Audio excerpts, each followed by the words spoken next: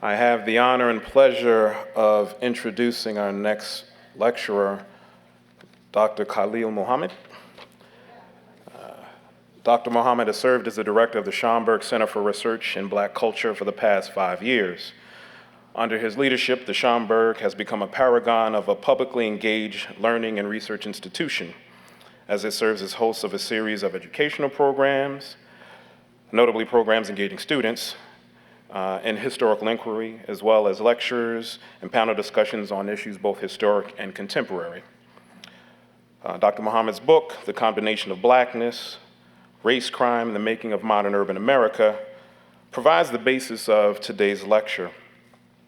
The work is part of a body of scholarship that shifts our analytical gaze from the South, looking at issues of Jim Crow and racial segregation, and looking at it as a national phenomenon, particularly at the beginning of modern urban America. And so it is a great pleasure and honor to bring up Dr. Muhammad. Thank you, Dr. Johnson. It's a real treat to be back home here at Rutgers Newark. I have so many people to thank, the first of whom I think is important is to recognize Dr. Clement Price for his mentorship, for his love and kindness, his generosity of spirit. I TA'd for him when I was a student at Rutgers, New Brunswick, back in 1996. I remember him giving me a chance to lecture in his Paul Robeson course, and so our deputy mayor might have actually been a student in that class. He also had an interesting project at the time working on the Atlantic City Civil Rights Memorial. And ironically enough, you just never know, as my mother taught me a long time ago, where roads will take you. She also said, never burn any bridges. And in that instance, because of the memorial project that he was the lead historical consultant on, he sent me to the Schomburg Center to do research, to pull photographs for that project. So that was in 1996. So think about that. I also think it's important to note that of my career in terms of being a faculty member at a couple of places, the best students I ever taught were at Rutgers Newark. And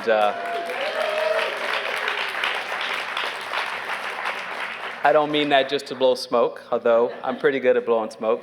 I mean it because it's true, and it's true for this reason. These were students who worked by day and learned by night, and they were incredibly committed to the act of self-empowerment. And they saw learning not just in the service of career advancement, they saw it as a way of being more effective in the world. And they brought that energy and that passion and that commitment to the classroom, and I am grateful for having had that experience. That was back in 2001. That being said, one of my graduate professors, Dean Jan Lewis, is here with us, and she helped to teach me as a student in New Brunswick, but as a faculty member here at this institution. So it's hard to say where I would have been without Rutgers in general and Rutgers Newark in particular, but I'm grateful for the time that I was able to spend here. Thank you to Chancellor Nancy Cantor for her leadership on this campus. She certainly inspires me. And I think that this city has a real chance between her and Mayor Baraka to be a role model for global cities around the world. We've got a global crisis. We've got a global crisis of inequality, and if Ruthie were back up here, she'd call it capitalism run amok. To put it nicely for Ruthie. But I think that wherever we end up on that spectrum between reform and revolution, between reinventing something new or imagining what's possible, the people in this community are committed to that work. And in that way, I'm incredibly inspired to be part of it. I want to thank Interim Director Mark Krasovich for his leadership at the Price Institute and for continuing to carry the ball forward with an amazing team that he works with. This is a tradition. I remember standing in the back of that room back in the 90s, looking in on a speaker then, Spencer Crew, who, as many of you know, headed the Smithsonian's American History Wing, consulted on the National Museum, the National Underground Railroad Museum in Cincinnati. And later, again, talk about these circles. So this is a message for our young people in particular about the people you meet in your life. I met him first standing in the back of that room, and later I called him when I was part of the search process for the Schomburg Center. And I said, Dr. Crew, I'm in this process. I have no idea what it means to run a cultural institution. Can I do it? And he said, do you have kids? I said, yes. He said, you'll be just fine. So, so I kid you not, that was his advice, and it worked out. So it is this space itself, both in its capacity to bring together the community, to be an expression of our civic democracy, to be a training ground and the source of learning, building blueprints that will ultimately empower all of us to help make the world a better place. So I'm grateful for being part of it. So today's lecture for me is called, well, also my colleagues, my panelists, to Professor Gilmore and to Professor Thompson. They did so much amazing work. Can we give them another round of applause for this morning?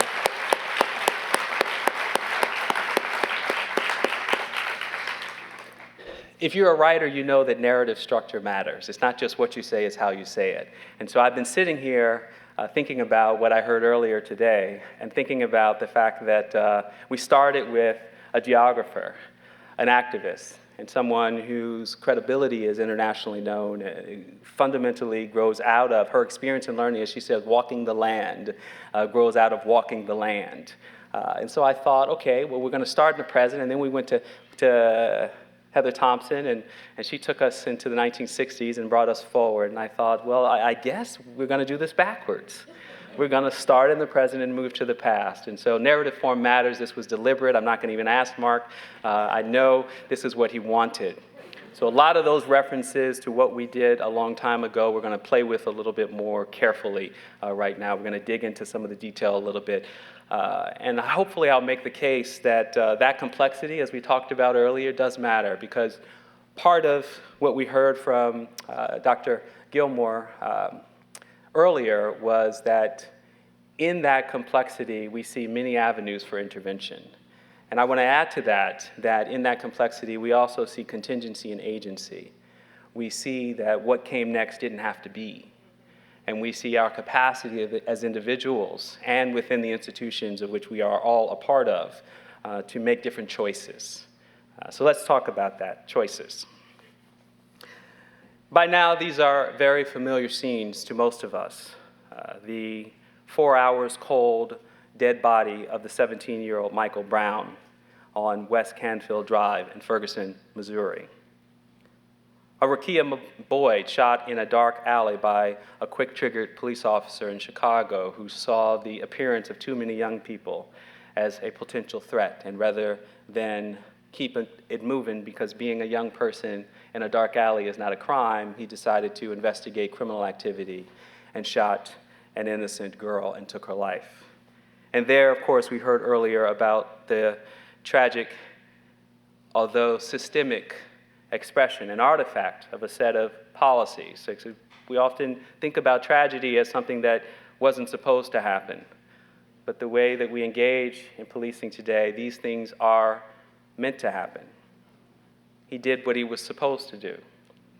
Certainly that's what the experts have said and what the grand jury decided. And so Tamir Rice, 12 years old, waving a toy gun, killed in Cleveland. I just left Cleveland 2 nights ago, and I can tell you that that community is still trying to process and make sense of this. But in all these instances, whether it's Michael Brown or Rakia Boyd or Tamir Rice, another set of questions hang over the conversation.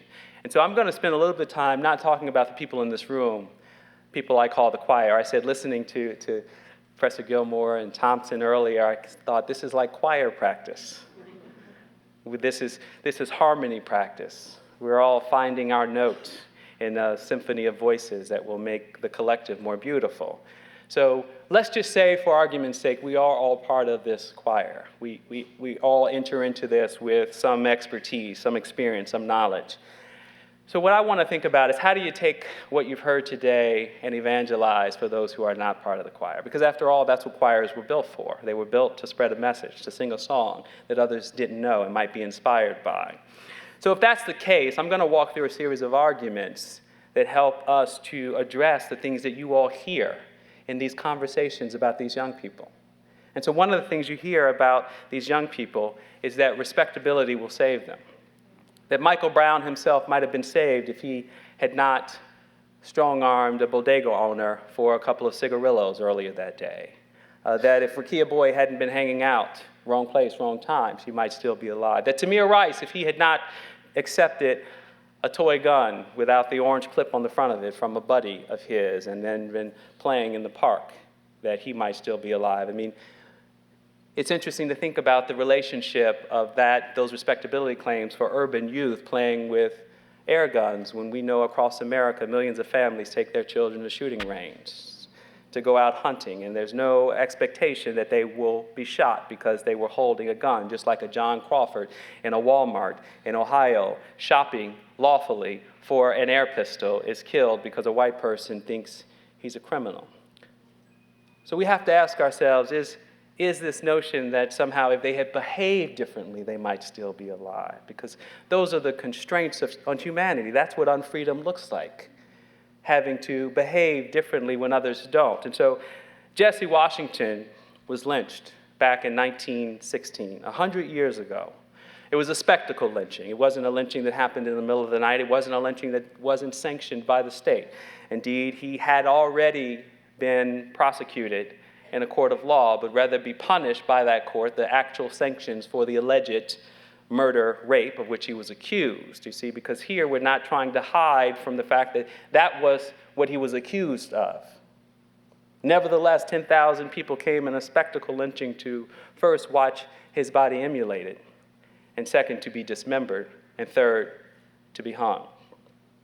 What is the purpose of such spectacle violence? What is the message? Because in some ways, it is that message that helps us to move past the notion that Jesse Washington might have behaved differently, just like a Michael Ferguson might have behaved differently. Because these acts of state violence, whether deliberate, or I should say, directed, or simply acceptable, are telling us something about the way that racial violence in this country has functioned. What purpose has it served? So hold that thought in your head. One of the first activists to take on this question of respectability was the anti-lynching activist Ida B. Wells. She worked tirelessly in the face of a triple lynching of her 3 friends in Memphis, Tennessee, where she was at the time a young journalist. Indeed, she was a journalist who used the power of knowledge and truth-telling to attempt to transform the community in which she lived. She had already been party to class action lawsuits to challenge segregated public transportation long before we got to the Montgomery bus boycott decision, 70 years before, back in the 1880s.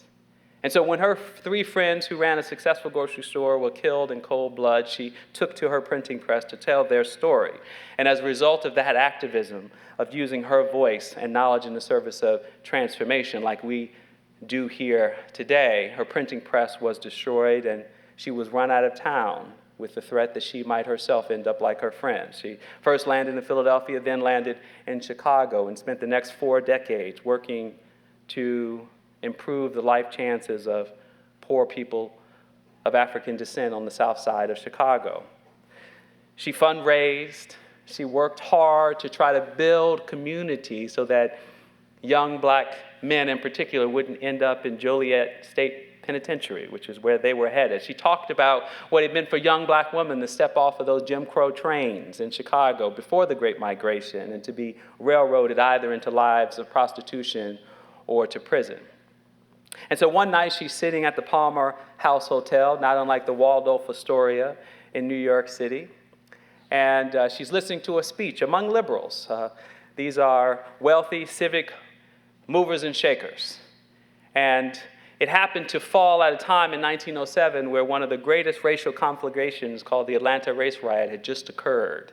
It was national news. Just like the Ferguson Uprisings or the Newark Uprising of 1967, everybody was talking about what had happened in Atlanta. What had happened was there was a gubernatorial race, not unlike our own presidential race, with all kinds of race baiting and the blaming of the Negro for the problems of Georgia.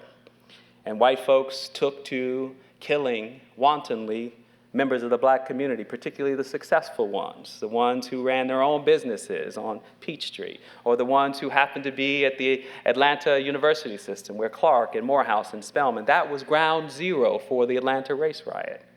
except that the stories about what had happened in Atlanta, when they made their way to Chicago and when they circulated amongst these mostly liberal and progressive whites in the North, the way it was translated was that somehow it was the criminals in the midst of Atlanta's black population that had brought out this unfortunate overreaction of its white citizenry. And so she's sitting there, Ida B. Wells, in this moment, and she hears someone blaming the race riot which took the lives of black people. They were literally disarmed by white authorities so that they could not fight or defend themselves. And so she's hearing this defense on the basis of the black criminals and rapists of the South.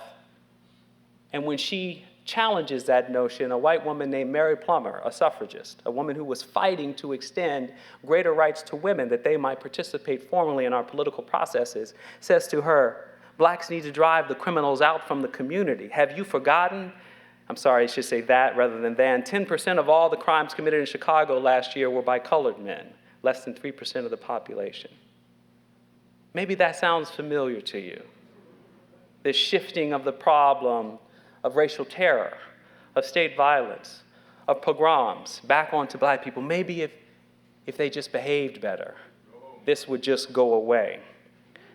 Another student of the problem of racial violence, of lynching, of the stories of Jesse Washington and so many others, was a man named Arthur Raper, who wrote one of the first studies, major studies. There had been others, but one of the first studies done by an academic sociologist. His name was Arthur Raper from the University of North Carolina. Wrote a book in 1932-3 called The Tragedy of Lynching. And there again, what I want you to wrestle with is these are people of good conscience, of well-intentions, people who think they're on the right side of the equation. Even for a Southerner here, to write a book about the tragedy of lynching is already by definition traitorous to the white supremacist ethos of the region. And even here we find in his assessment and analysis of the problem, African Americans, I'm so sorry, I've actually corrected these slides, but I do a lot of cutting and pasting, and I've cut some unedited slides back into this.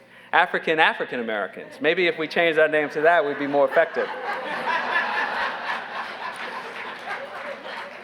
Could do much to stamp out lynching by demonstrating the ability, character, and good citizenship of the race, by cooperating with officials and influential white friends. Demonstrating the ability, character, and good citizenship of the race.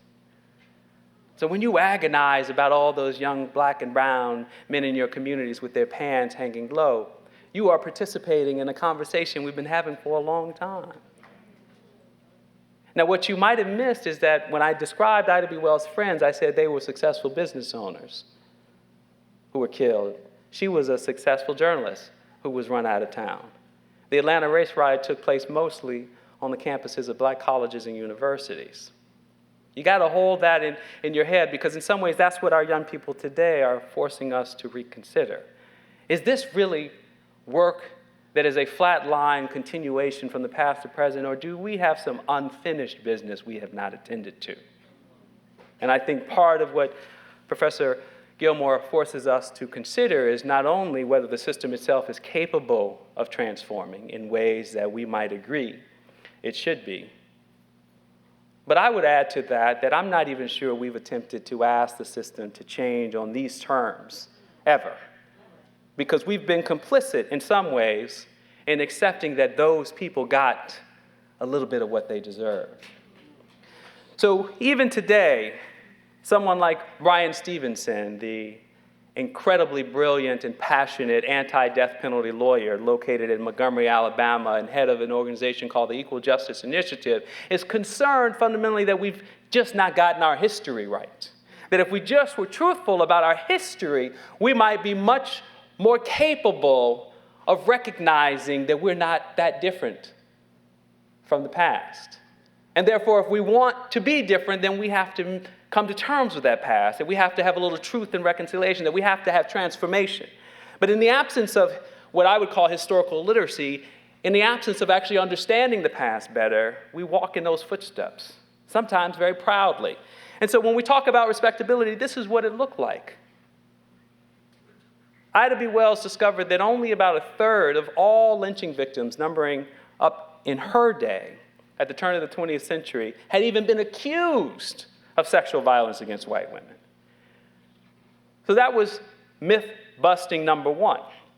Number two, she knew, like everybody else knew, that what was really going on was enforcing white supremacy, or the racial etiquette of the period. That black people needed to be reminded of their position in society, because in the absence of that reminder, they might actually believe they was free, or that they were first-class citizens, or that their human rights would trump any economic rights of capitalists to exploit or to control them. And so what's being policed here, and this is for my young people especially, so remember, this is for the choir to go out and evangelize. So you tell people that the lynching story is about a Jesse Thornton who didn't call a white police officer Mr., but instead by his first name. You tell those folks that a General Lee, a black man lynched in 1904 for merely knocking on the door of a white woman's house in Reevesville, South Carolina. You tell them that Jeff Brown in 1916, 100 years ago, accidentally bumped into a white girl as he ran to catch a train. That those were the numbers that added up to our lynching victims. Those were the stories of the Tamir Rices, or the Oscar Grants, or the Lakia McBoyds of yesterday. Because part of what you should appreciate is that we've been saying to black folks for a long time, just like Rudolph Giuliani has been saying in the midst of this latest season of activism around the importance of due process fundamentally, and a more challenging conversation about the precious lives of those who we claim to live among. He says, I find it very disappointing to a Michael Dyson in a conversation about Ferguson. You're not discussing the fact that 93% of blacks in America are killed by other blacks. I would like the attention paid to that. Now, what I always like about this, so this is what I call the violence card. So you can take this out there with you. So what I like about the violence card is it's always played as meant to be. If anyone plays spades, any bit spades or bit whist people in the house? All right, so I'm with black folks, I know. And with spades and bid whist, there's a trump suit. Now, in bid whist, of course, it can change. In spades, it's spades. So this is meant to be the trump card. What Giuliani is doing is he's taking out his cards and he's going to slap them down on the table, meant to silence the opposition. And the truth is, it works in a lot of circles because we don't have good history to work with. We don't have a lot of context. We have a lot of soundbite. We have our own experiences sometimes, and some of those experiences might actually guide us to truth, but sometimes not. And so when he says this, he's talking in the same way that Mary Plummer spoke to Ida B. Wells. Have you forgotten that 10% of all crimes in Chicago were committed by black people? Only 3% of the population? Meant to be a trump card to say this has nothing to do with what white people do. This has everything to do with what black people do, and particularly to each other. Now, of course, we know, just to state the obvious to the choir, but just in case, we know that all crime is largely committed against people who you know. They're your relatives, they're your family members, they're your neighbors, they're the friend of the neighbor. And therefore, since we know we live in an overwhelmingly segregated America, just like we know that most white drug users buy drugs from white drug dealers, despite what the governor of Maine thinks about that D-money is causing a crisis of meth and heroin across Maine. So we also know that white people tend to rob other white people, shoot at, kill, rape, murder, and abuse other white people. So if that was the standard, we'd have the problem that Dr. Gilmore described earlier. We'd have even more people in prison.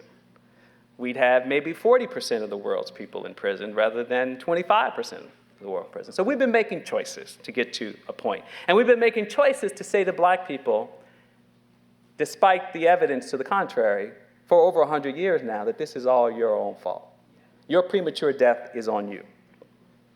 Now, the scale of this, I think, is always important to remember, and I'm just going to lift up something we've all borne witness to.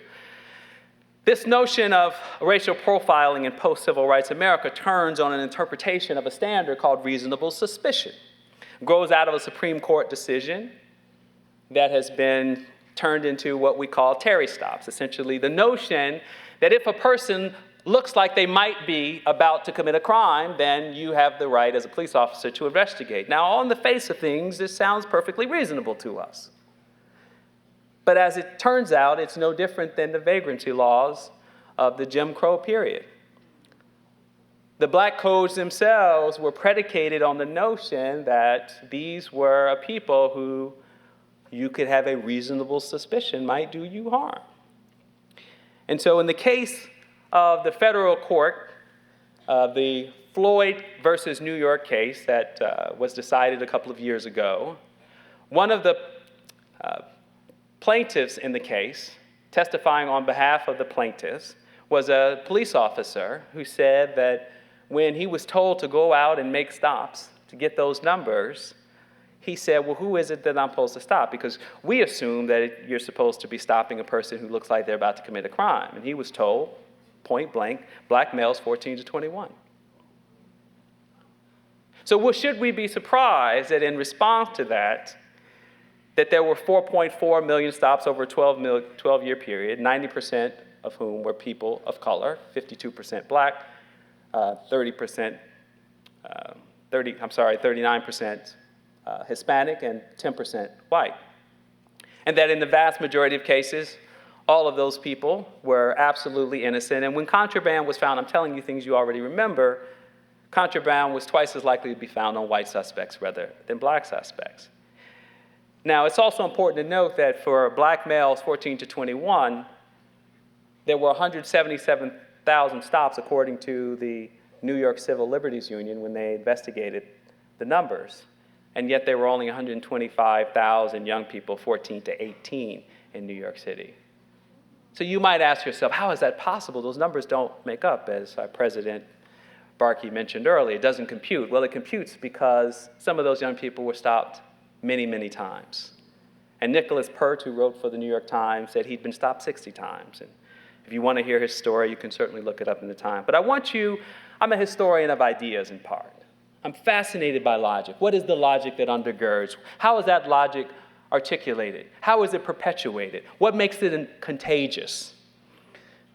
Think about the difficulties of these social factors in our lives as important to study and understand in the same way that an oncologist looks at disease as it ravages our bodies, particularly cancer, or a pathologist who studies the course of disease for the person who's already been taken out because there's a question there. How did this happen? Something doesn't make sense. And so as an intellectual historian, in part, what I'm trying to figure out, we know we have a sick society. We've heard a lot about that. And if you didn't know before you got here this morning, now you know. So the question is, how do we study the disease? Well, we have to confront it truthfully. We have to look at it square in the face. We can't just wrap ourselves in the cloth of aspiration and hope that we are fundamentally good people are just going to get it right. That's in part what got us here in the first place. And so when we unpack that idea, to Ray Kelly, former NYPD police commissioner, David Gregory asked him a series of questions. He starts with, is stop and frisk racial profiling? So this is what Ray Kelly says in response. It doesn't mean that people are not doing anything wrong. If you look at the statute, here's the fiction of the law, or even the terror of our laws, because our laws are not innocent in this. It says reasonable suspicion that individuals may be about to commit a crime. So you, the citizens, have to accept that we think it's okay to predict that another person is about to commit a crime. Are you comfortable with that? Well, you have been comfortable with it here in the city of Newark, in New York City, in Pittsburgh, in Seattle. I mean, we have endowed our elected officials and our appointed officials to make this the standard. He says there's a preventative aspect to this. People say innocent. That is not the appropriate word. So in a country where we are constantly reminded, particularly in a season where we have a new Supreme Court appointment facing us, that only the real arbiters of American justice in this country are those who strictly interpret the Constitution, who can embody and go back to what those founding fathers say. First of all, I don't want to embody what the founding fathers embraced. So that ought to be rejected out of hand.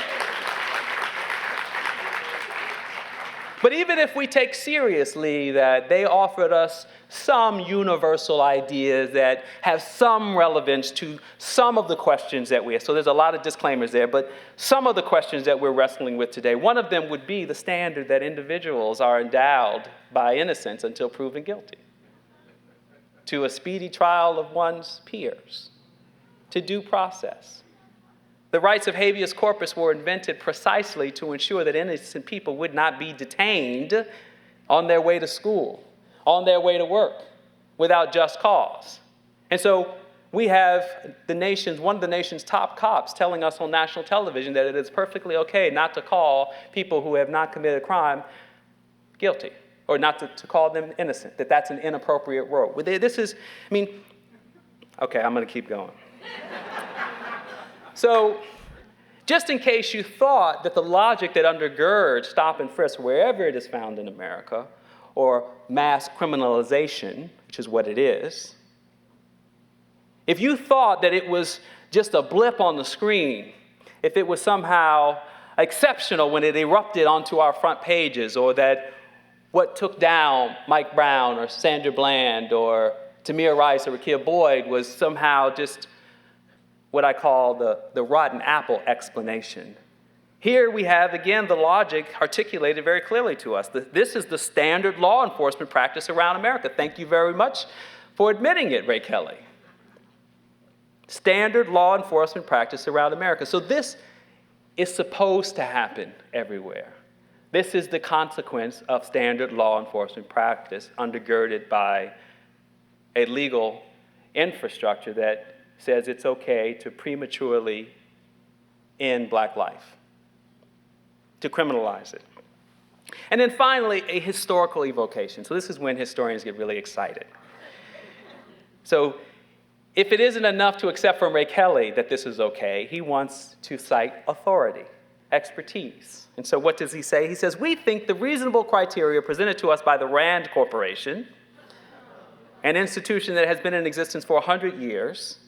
So, imagine, we're watching Meet the Press, first of all, who knows what the Rand Corporation is by and large? And then to tell us it's been around for 100 years, it's almost like, referencing the Vatican, some decision they've made to govern how we should govern ourselves. It's meant to say that it is an old institution that we ought to trust.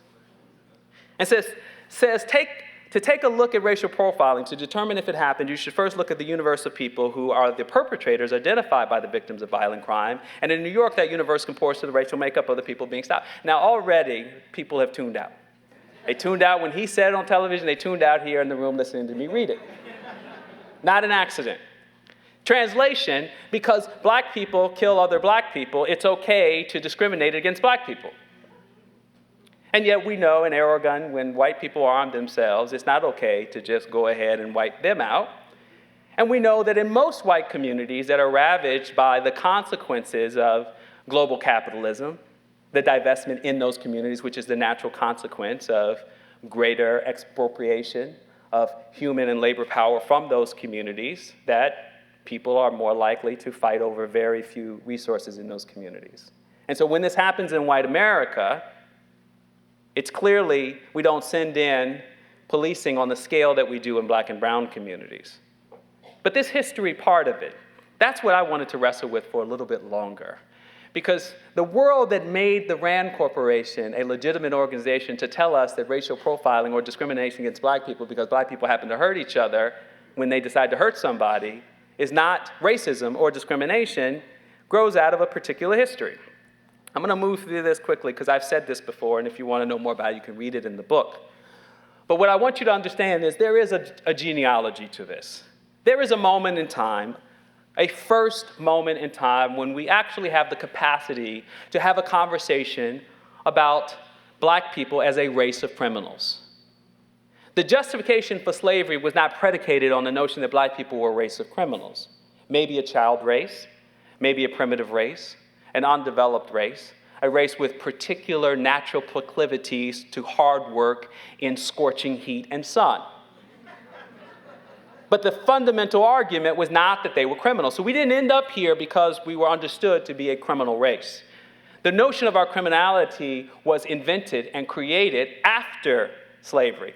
There's a nuance here, I'm just going to cite it. Antebellum free blacks were criminalized before the entire race was criminalized, but they were few in number prior to 1865. And so first you need mass freedom in order to have mass criminalization of black people. And when that happened, it was partly expressed through the use of the criminal justice system to coerce black people back to labor, to diminish their economic mobility and their political power. We've heard some of this earlier today. And it turns out when the political economy of punishment is the purpose of the criminal justice system, then surely one would expect there to be data to reinforce what the system is doing. So of course, by 1890, which was the first census to really measure the health and welfare of black America after slavery, the 1870 and 1880 censuses were poorly received because the sampling techniques at the time were disrupted by the consequences of the Civil War. And so by 1890, you had much better data, and you had what is really fascinating, a generational cohort that had never been touched by slavery. I'm going to pause on this because this matters, because we tend to, each generation, try to assess whether black people, so think now, post-60s, think now, my generation of Gen Xers. We were products of the work of the civil rights movement, and so surely we had no excuses but to just simply move forward. Some of you might have heard the president give a speech at Morehouse a couple of years ago, and he told those young people that they had no excuses because their grandparents had made sacrifices on their behalf, and therefore that anything they did short of being perfectly respectable Negroes was a disrespect to their parents and grandparents because the world was their oyster. I mean, that was, in many ways, the logic of the speech. Well, I would argue that this is the generation that gave birth to W.E.B. Du Bois or Ida B. Wells, people who'd never been born in slavery. Were they not supposed to have a critique of the racism that haunted their generation? Were they not supposed to challenge the status quo of the period because they had not been enslaved? That their road was easier and therefore they had no legitimate argument to make about what white people were up to? And so the 1890 census was meant to say that when we look at how black people are faring in society, we can now absolve, or I should say remove the question of whether slavery was harmful or helpful to black people, because now we can measure what they're doing on their own. It's like a controlled experiment.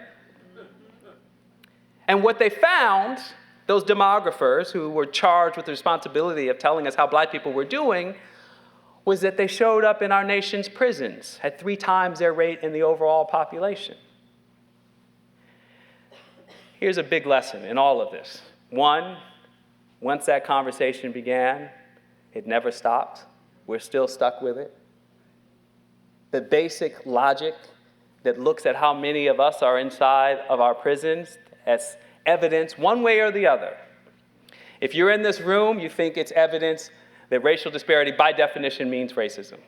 But if you're outside of this room, and in most conversations around the breakfast table this morning, if they happen to read a police blotter in a local newspaper, we'll say that that statistical disproportion, that disparity is evidence of their special crime problem, of their pathological behavior. And so in this moment, when this data point begins to circulate in a national discussion about the future of black people, it actually precipitates legalized segregation across America.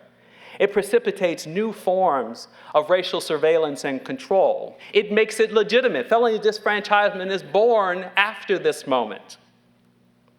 The very notion that you could label a person a felon and a criminal and then strip them of their human and civil rights was tied to these data points. It had been unfolding over the decades after slavery, but this is a moment where it crystallizes, and it crystallizes in a couple of ways. One, it moves past the notion of black crime and rape in the South as just a problem for the South. And two, when it turns out that there are higher racial disparities in arrest statistics, for example, in places like Philadelphia and Chicago, ultimately proves the point, now listen to me carefully, that in those places where racism didn't exist, where slavery didn't stain the soil into the late 20th century, where the sons of good people had sacrificed on the battlefields of the Civil War to save the Union, these were not places for racial discrimination. And therefore, the crime statistics were proof that it was something wrong with black people and not America. And this ultimately fueled the myth of Southern exceptionalism in the colorblind urban North, of which Dr. Thompson spoke of earlier. Let's take it a step further. We hear a lot about personal responsibility. This is sort of the other side of the coin of respectability. So you have to take responsibility for your own behavior. You have to make better choices to be taken seriously. Oftentimes, it's revealed as a kind of trump card that all of us as individuals can make a set of choices that can improve or worsen our life chances. I think we would all agree on that.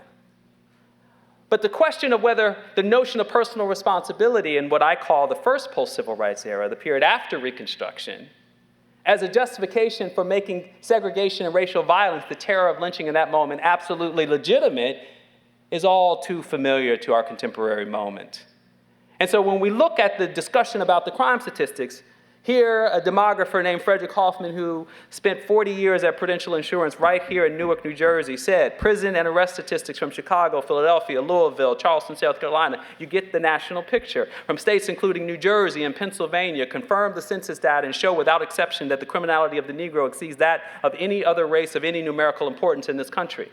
When the Negro learns to respect life, property, and chastity, until he learns to believe in the value of a personal morality operating in his daily life, the criminal tendencies will increase.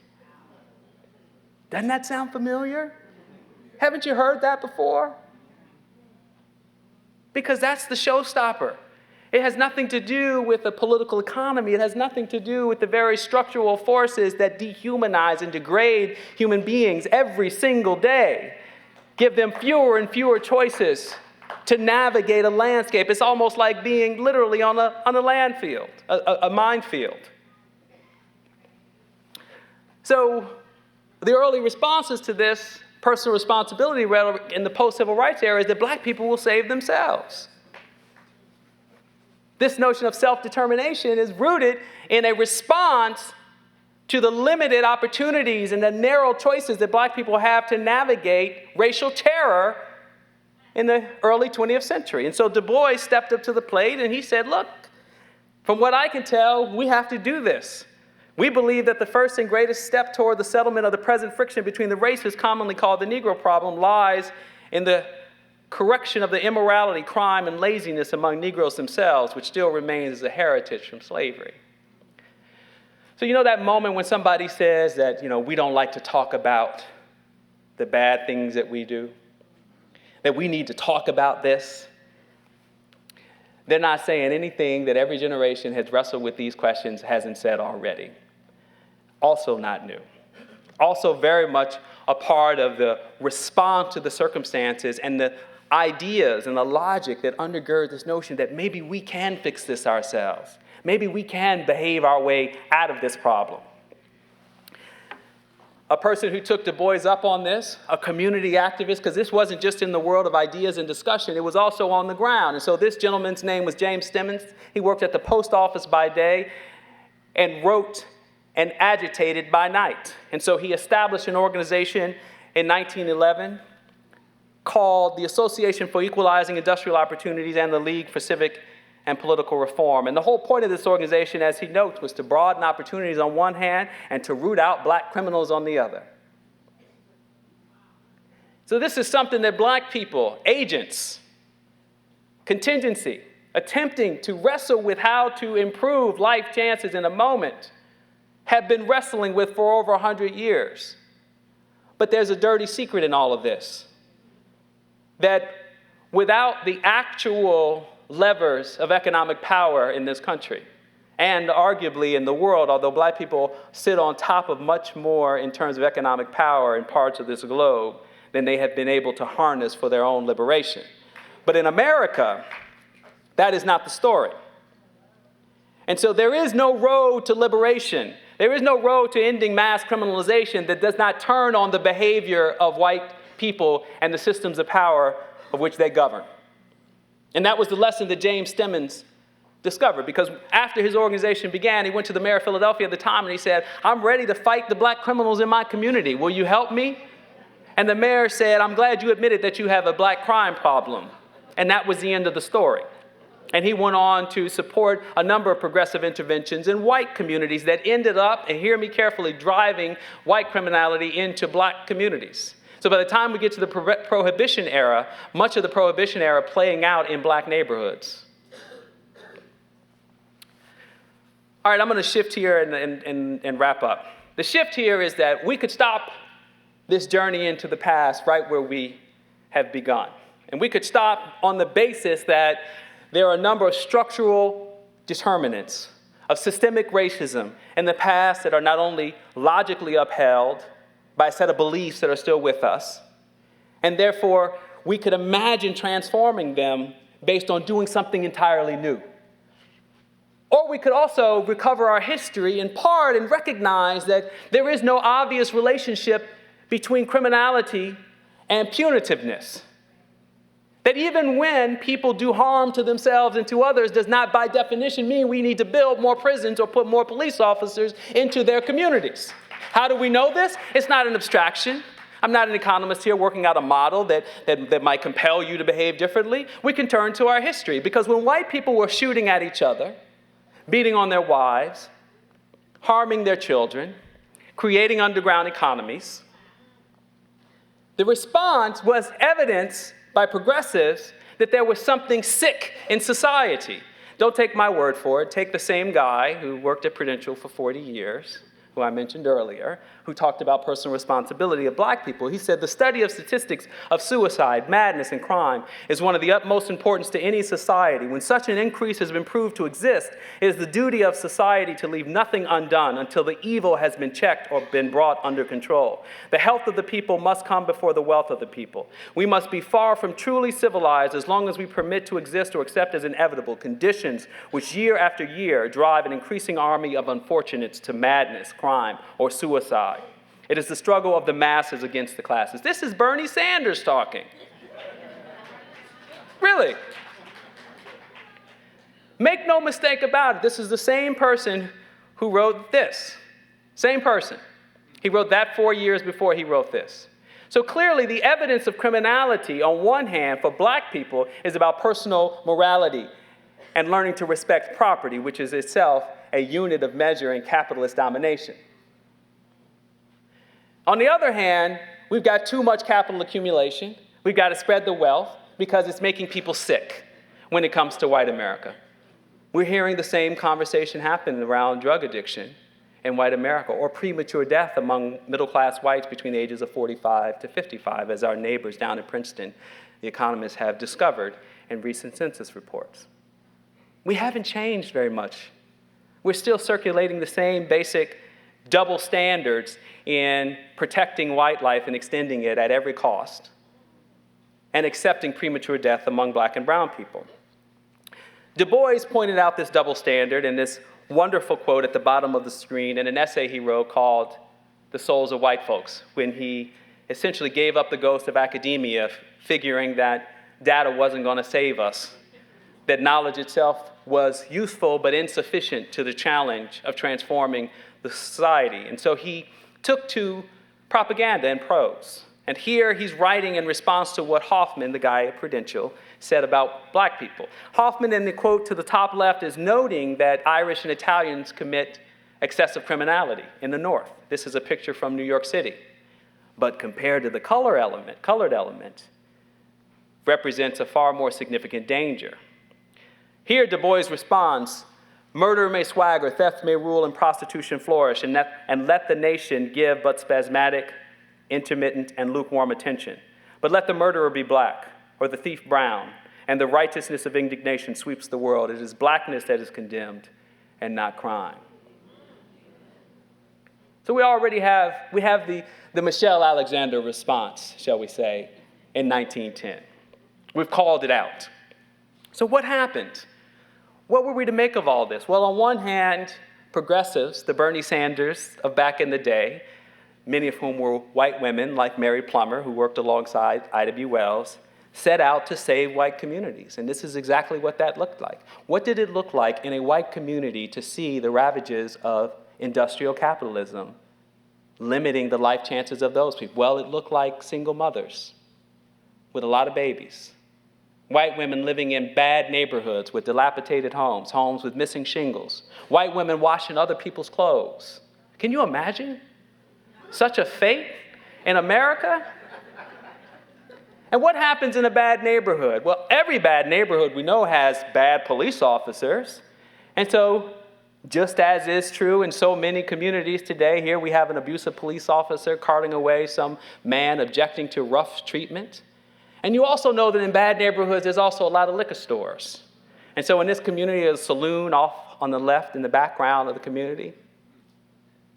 But if that representation of a white slum or ghetto in early 20th century America isn't troubling enough to think about the relationship of that past to our present, think about what Hoffman said about this being a reflection of economic inequality and class differences rather than racial proclivities and the pathologies of black people. Think about what these progressives said about how criminality is born. You don't have to take my word for it, just take their word for it. They said, so long as there are bad tenements, sweatshops, brutal policemen, bad jails, child labor, dishonest and grinding employers, saloons and gambling dens, so long as boys are taught to fight and allowed to carry firearms, so long as fathers are indifferent deserters. White men indifferent deserters, is that possible? And mothers must maintain the family by the washboard, so long crime will continue. What will you do to help this association to prevent it? So in the same era, when white reformers are setting about the task of building a better social safety net, holding capital more accountable for its excesses, reforming policing, these same reformers are telling black people they need to learn the value of personal property, personal morality, and chastity. Well, should we be surprised that in Ferguson, according to the Department of Justice, city officials have frequently asserted that the harsh and disparate results of Ferguson's law enforcement system do not indicate problems with police or court practices, but instead reflect a pervasive lack of personal responsibility among certain segments of the community? Come on, people. I'm not going to even stay there long. Because when you want to look at, again, disrupting the logic that says personal responsibility explains the kind of abusive, systemic, racist policing that we've seen in Ferguson and elsewhere, then we have to turn to our own history to look at how Jane Addams addressed the problem. So in Jane Addams, in this city, in Chicago, represented a paragon of thoughtful, engaged, and it was not without flaws. It extended the reach of the state into personal homes. It was an expression of social control, but my God, by today's standards, it was far more benign than anything that we have engaged in over the last 50 years. And so, who was she talking about? Who are these young people pictured in this photograph on the cover of a book she wrote in 1909 called The Spirit of Youth in the City of Streets? These nice-looking, well-dressed people. Well, they represented 15,000 youths brought before Chicago's juvenile court in 1904, everything from vandalism and drug-related crimes to white-on-white violence. What was her response? She rejected statistical language to emphasize their humanity and innocence. She talked about their spirit of youth. What did she want? She demanded policy solutions, private philanthropy and public collaboration, recreation, social work, police reform, and rejected personal or parental responsibility. How do we know she rejected it? Because she said so herself. She said, we certainly cannot expect the fathers and mothers who have come to the cities from lands or who have immigrated from other lands to appreciate or rectify these dangers. There's no immigrant scapegoating here. She's not calling for immigrant detention facilities for Southern and Eastern Europeans coming to America, 1 million a year between the turn of the 20th century and 1914. She says, and we cannot expect the young people themselves to kill the cancer of modern city conditions. How many of you will go home to your communities and hear a relative, a neighbor, a friend, denigrate young black people in their communities. Symptoms of a crisis, not its agents. The DOJ found in the Ferguson Report has revealed that these disparities occur at least in part because of unlawful bias against and stereotypes about African Americans. We have found substantial evidence of racial bias among police and court staff in Ferguson. For example, we discovered emails circulated by police supervisors and court staff that stereotype racial minorities as criminals, including one email that joked about an abortion by an African American woman being a means of crime control. Now, just in case you want to, again, put Ferguson in a box, you might recall, just a few years ago, New York Police Department fired or disciplined 20 employees, not the 3 like in Ferguson, for racist speech on a Facebook page. 150 comments posted about the West Indian Day parade revelers being savages and animals. One of them saying, I have the parade one more year, and when they all gather, drop a bomb and wipe them out. Kill them all. Should we not be surprised by the harvest of policing that is the continuation of a century of the denigration and pathologization of black people? This is what mass criminalization looks like. But it didn't begin in these recent years. And here I'm going to move through these quickly. Listen, we've had report and commission after report after commission, report after commission. One of the earliest ones and most influential for its time period was after Chicago had a white-initiated riot against the black community. Too much aspiration, looking for too many jobs in too many neighborhoods that white people already had the jobs and the housing. And so exploded in racist attacks on those new migrants to the community. But in the investigation, criminal justice officials, white people themselves, admitted that they were more likely to arrest Negroes more freely than whites, to book them on more serious charges, to convict them more readily, to give them longer sentences. A judge talked about police who were going into black clubs and arresting black people they found there, bringing them into court without a bit of any evidence. Another judge saying that, I think that we don't respect the rights of black men, and where white men are concerned, I think they hesitate a little longer. Over 100 years of investigating and looking at these problems. So it's not okay that Rahm Emanuel gives us a dumb expression of I didn't know what was happening. Because if we elect officials that don't know our history, then they shouldn't be elected officials. Because if you knew this history, there'd be no question that when someone told you about what happened on that videotape with Laquan McDonald, you say, this history is too close to the present. We've got to come to terms with who we are, what we've done, and to repair it. Not to hide it, not to buy it off. So we have somewhere in the chain of events from past to present, we have accepted this generation after generation, I think Ruthie would say, as the cost of doing business. This is a scene of white men attacking and killing a black man in the Chicago race riot. But I think what is equally telling here is, who were they concerned with? They were stopping and frisking the victims of the riot in that city, not the white men who were attacking them. So what did they recommend? One of the things they recommended, which is a lesson we have not taken to heart, was that racial disparity data, until really quite recently, had been the handmaiden of mass criminalization. It had been used as a tool. That evidence of 30% of the nation's prisoners being black, but black people only being 12% of the population, had been used as a rationale to say these black people are pathological. And so the Chicago Riot Commission, led by a black sociologist from the University of Chicago named Charles S. Johnson, said, we no longer can use racial crime statistics. They reinforce racism, and they are an inaccurate reflection of what is actually happening on the ground in our communities. And he wasn't alone in accepting this. Indeed, the father of American criminology, a man named Edwin Sutherland, wrote in 2 versions of his standard textbook, statistics were completely unreliable. You can look it up. I know this is a soundbite quote, but you certainly can look it up yourself in both editions. Across the nation, people like Anna Thompson for the National Urban League looked at disproportionate evidence of stops and frisks in Philadelphia. Black population representing 7% of the population, 25% of the rest. Noted that it was suspicious characters, called it needless arrests, gave an example of people being arrested at their own homes, like a Skip Gates in Cambridge, Massachusetts, not too long ago.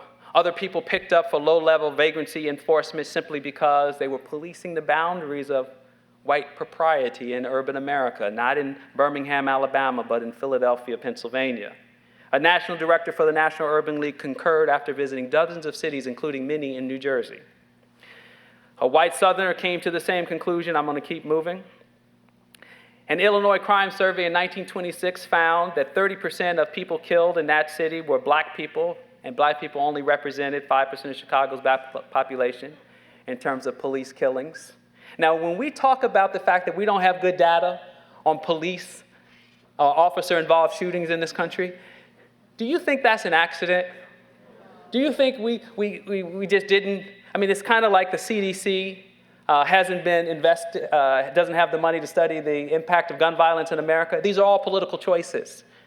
And so the Illinois Crime Survey did a study, came to these conclusions, and it did not become part of a federal initiative in the same way the Uniform Crime Reports did, where we study arrest and criminality, but we don't study police behavior. And in that same report, they found that a 16-year-old Alfred Lingo, a young black child, had been shot 35 times when police officers showed up at his home to investigate shoplifting. Data which remains elusive today given the ideological stakes. In other words, we have made a choice not to accept this moment and the cautions of researchers in that time to do differently. Kelly Miller, a sociologist at Howard University, spoke directly to the relationship of black people's notions of citizenship and participation in democracy in relation to state violence. And noted here in 1935, too often the policeman's club is the only instrument of the law with which the Negro comes into contact. This engenders in him a distrust and a resentful attitude toward all public authorities and law officers. None can doubt that such a kindly attitude would go far to convince the Negro of the value to himself and advantage of law obedience and good citizenship. And instead, you know what I hear today? What I keep hearing is that if young black children were more respectful to police officers, if they didn't have a bad attitude, they wouldn't be mistreated. We've got our priorities wrong, people. This is not a chicken and egg debate. This is an egg and chicken debate. Every generation of young people growing up in certain zip codes in America have been systematically abused by the nature of law enforcement and told you are less than. And so that our young people at a certain age show no respect or regard, even though many of them against Herculean or with Herculean strength do so anyway. This is not on them. And we might think it's on them as a measure of a survival strategy in the same way that we might think that it's acceptable in the lynching era to keep your head down and say, yes, sir, mister. If this is the new version of yes, sir, then that's what it is. That's the choice we make. We have choices, people. We have choices. George Fald, as an eyewitness on the ground, described a near shooting of a young black boy who was running from a police officer. Here he says that this kind of violence towards black children has been going on for some time, not only in the station house, but on the street. I can recall several instances in which I have been an eyewitness. These are letters captured in the Library of Congress's archives for the NAACP. These folders are spilling over with testimonies just like this one. I cannot believe we keep asking ourselves, is this just about a few rotten apples? Here, black people speaking truth to power in Philadelphia, an editorial cartoonist describes here, and I love the appropriation of the notion of a taxpayer, because we live in tax revolt times where white people are upset by paying taxes because maybe they benefit other communities and not their own, that this is a nation of takers. And so here a black person evokes the notion of being a homeowner and a taxpayer in 1928 in Philadelphia. And what do you get for being a taxpayer? A mob of white folks trying to remove you from your home. And what do your tax dollars buy you in terms of serve and protection, being served and protected? White police officers standing there. You can't read the bubble. I'll read it. Oh, I've given it to you. They should not have moved into this section. That's what mass criminalization looks like. That's what it means to enforce the boundaries of white supremacy. That's what it means to have police officers policing black children in communities where they don't want those black children to go to other communities. They want them to stay in those communities. And when they step out of those communities, they ask them for their ID. You all know the new Jim Crow, and I just think this is a really brilliant way of looking at the relationship of that past to the present. And so here we've got the Philadelphia Negro written across his chest, imprisoned behind the bars of ill will, prejudice, segregated schools, Jim Crowism, in the city of brotherly love, with a founding father, Ben Franklin, looking on in consternation and dismay about what has come of this notion of the foundation of liberty in America. All right, these are primary quotes from a Harlot Riot report in 1935.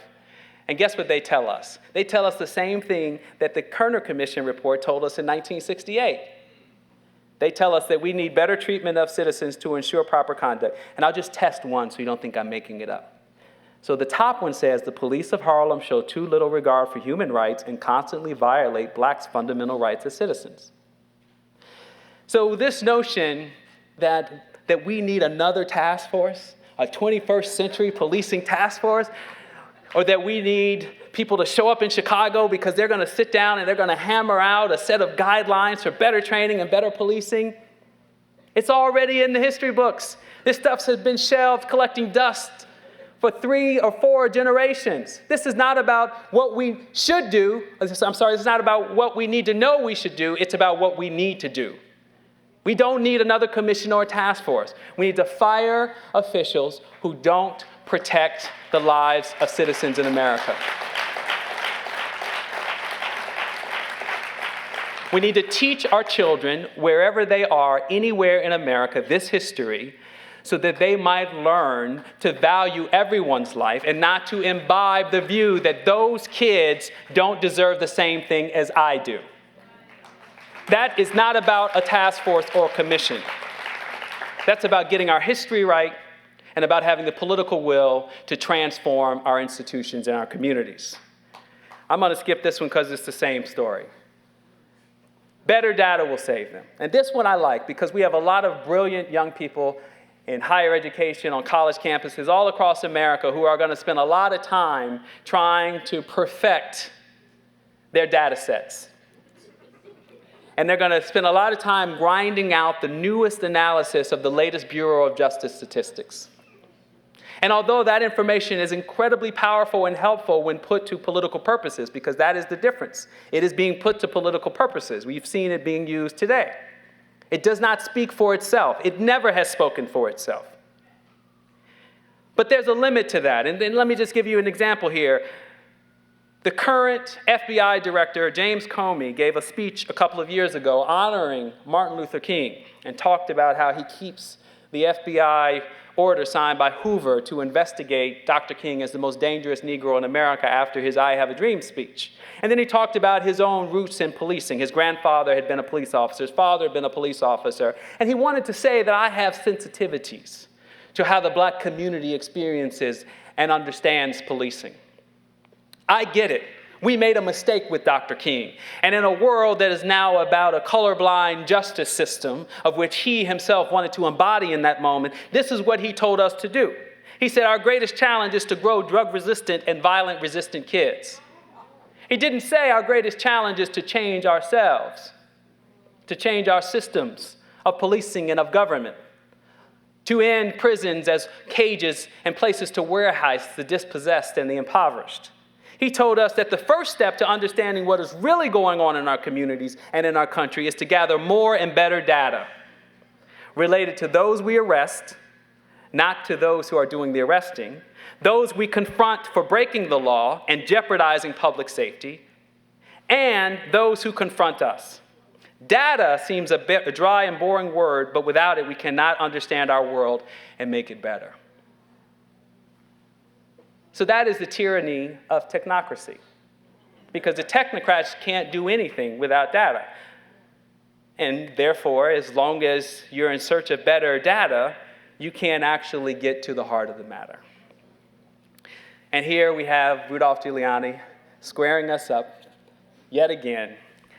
It's because blacks commit murder 8 times more per capita than any other group in our society. And when I assigned police officers with Commissioner Bratton, we did it based on statistics. We didn't do it based on race. If there were a lot of murders in the community, we put a lot of police officers there.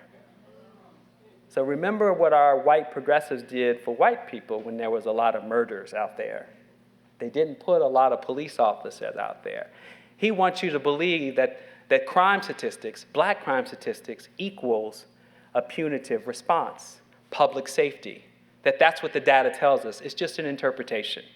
It's just a construction. It's a set of political choices on how to use and read and interpret data.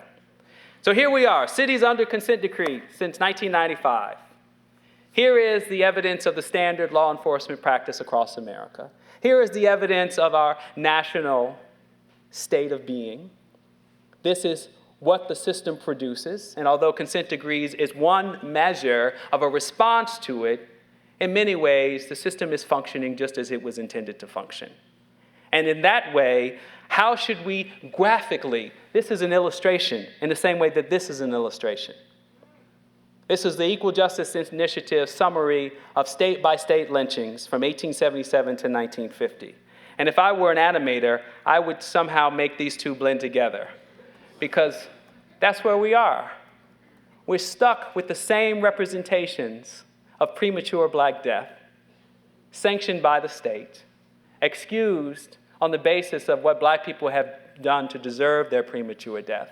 And just as in the lynching era, we never passed anti-lynching legislation, the federal government never stepped in to save Black people, and state and local officials were allowed to move from a great era of lynching up to the 1950s to the Great War on Crime and the war on drugs. So we've got unfinished business. We need new ideas in circulation.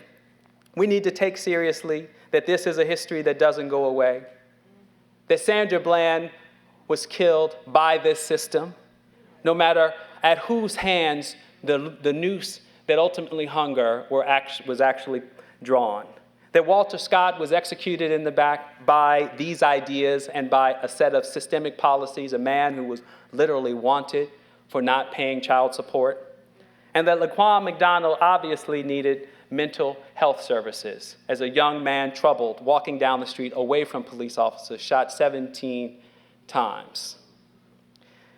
James Baldwin spoke to these issues eloquently. This is the crime of which I accuse my country and my countrymen, and for which neither I, nor time, nor history will ever forgive them, that they have destroyed and are destroying hundreds of thousands of lives and do not know it and do not want to know it.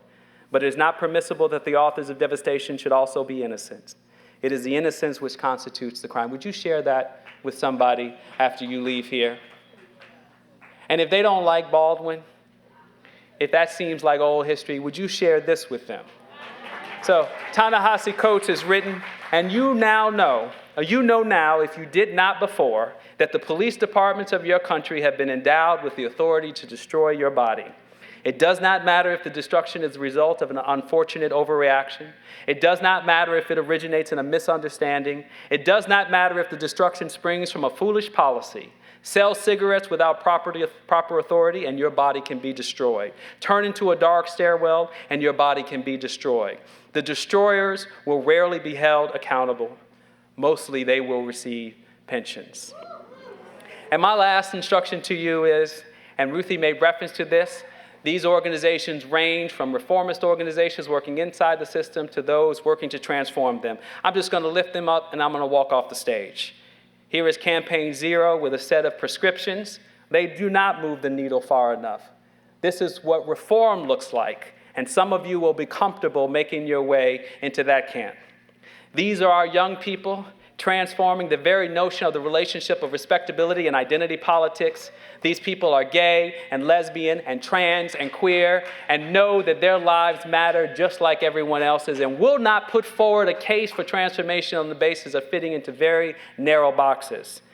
This is the gathering of justice representing the work of Harry Belafonte and the young people he supports today to fight, to bring the fight to the streets. This is Just Leadership USA, an organization made up of people formerly incarcerated who can speak not only to their experiences, but who have a sophisticated analysis about the system that reproduces the pain and misery of capitalist accumulation on one hand and premature death on the other. And then finally, pave the way for Larry Hamm's People Organization for Progress. Ladies and gentlemen, thank you very much.